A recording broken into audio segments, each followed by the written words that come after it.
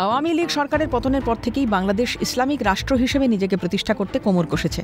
তার ফলস্বরূপ আমরা দেখেছি সারা দেশ জুড়ে সংখ্যালঘুদের উপর নির্যাতন, কখনো মন্দির বিগ্রহ ভাঙচুর, কখনো বাড়িঘর জ্বালিয়ে দেওয়া, কখনো ধর্ষণ, এমনকি মারধর বা হত্যা পর্যন্ত। এবার আরও চরম পদক্ষেপ করছে বাংলাদেশের ইসলামপন্থীরা। একটি ভিডিও ফুটেজে দেখা যাচ্ছে সিলেট জেলার হবিগঞ্জে একটি খোলা জায়গায় জড়ো হয়েছে একদল চরমপন্থী মানুষ।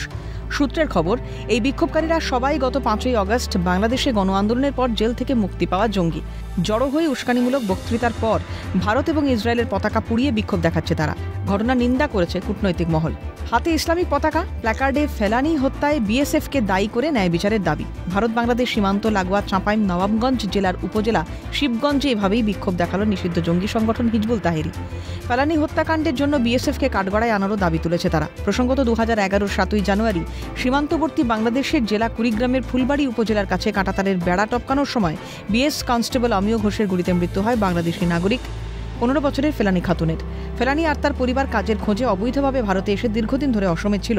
বাংলাদেশে ফেলানির বিয়ে স্থির হওয়ায় একইভাবে ফেরত যাওয়ার চেষ্টা করে তারা। 7ই জানুয়ারি সকালে যখন কাঁটাতারের বেড়া টপকানোর চেষ্টা করেছিল ফেলানি আর তার বাবা নূর ইসলাম, তখন ফেলানির পোশাক কাঁটাতারে বিঁধে যায়। পোশাক ছাড়ানোর চেষ্টা করার সময় ফেলানিকে দেখতে পেয়ে গুলি চালান অমিয় ঘোষ। প্রত্যক্ষদর্শীরা জানান, প্রথমে কিছুক্ষণ বেঁচে থাকলেও পোশাক কাঁটাতারে ফেঁসে যাওয়ায় তাকে নামানো সম্ভব হয়নি। ফলে ওভাবেই তার মৃত্যু হয়। দীর্ঘক্ষণ ফেলানির মৃতদেহ কাঁটাতারের বেড়ার উপর ঝুলতে থাকে।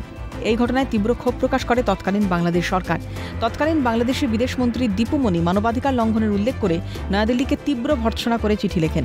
কূটনৈতিক স্তরেও প্রতিবাদ জানায় তারা। ঘটনায় দুঃখ প্রকাশ করলেও ভারত প্রথমে বিএসএফের পাশেই দাঁড়ায়। পরে অবশ্য ঘটনার অন্তর্তদন্ত করে বিএসএফ। সেখানেও প্রমাণাভাবে অমিয় ঘোষকে নির্দোষ বলে ঘোষণা করা হয়।